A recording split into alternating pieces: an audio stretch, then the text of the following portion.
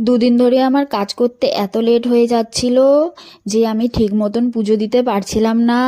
পুজো দিতে পারছিলাম না মানে এটা না যে আমি পুজো দিচ্ছিলাম না, পুজো দিতে আমার প্রায় বেজে যাচ্ছিল দুপুর 1টা কি 2টো। তাই আমি সকালবেলায় ঘুম থেকে উঠেই আজকে ঠিক করে নিয়েছি যে সব বাসি কাজটা তাড়াতাড়ি সেরে নিয়ে স্নান সেরে নিয়ে চলে যাব পুজো দিতে। সেই মতন আমি স্নান সেরে চলে এসেছি পুজো দিতে। আর আমি কিভাবে পুজো দিই আজকে তোমাদের সাথে সেটা শেয়ার করলাম।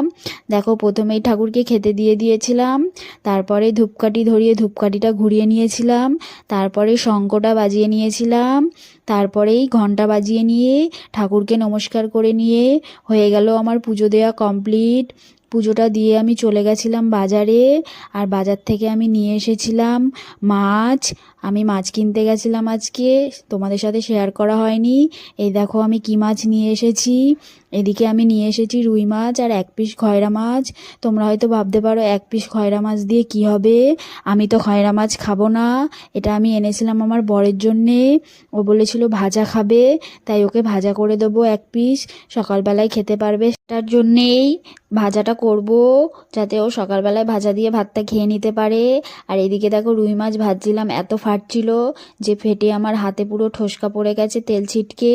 আর এদিকে আমি মশলাটা করে রেখে দিয়েছিলাম।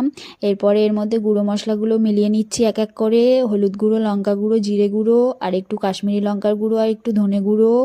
তারপরে আমি মাছটা ভাজা হয়ে গেছিলো, কড়াইতে গোটা গরম মশলা আর জিরে, তেজপাতা, শুকনো লঙ্কা ফোড়ন দিয়ে দিয়েছিলাম ওইদিকে। এবার এইদিকে মশলাটাকে দিয়ে দিলাম। আর তোমাদেরকে একটা কথা বলি, তোমরা খালি আমার ভিডিও দেখো, কেউ আমাকে ফলো করো না তোমরা। তোমাদের কাছে রিকোয়েস্ট করছি, আমার ভিডিও ভালো লাগলে লাইক, কমেন্ট, শেয়ার আর ফলো আর সাবস্ক্রাইব করে দিও। যাই হোক, কথা বলতে বলতে আমার মশলা কষানো হয়ে গেছিলো। তারপরে আমি কসুরি মেথি আর গরম মশলা দিয়ে দিয়েছিলাম। তারপরে মাছগুলো ফুটিয়ে নিয়ে একেবারে নামিয়ে নিয়েছিলাম। আমার আর ভিডিও করতে ইচ্ছা করছিল না, কারণ প্রচুর গরম লাগছিল। মাছ দিয়ে ফুটে আমার মাছের তরকারি রেডি হয়ে গেল।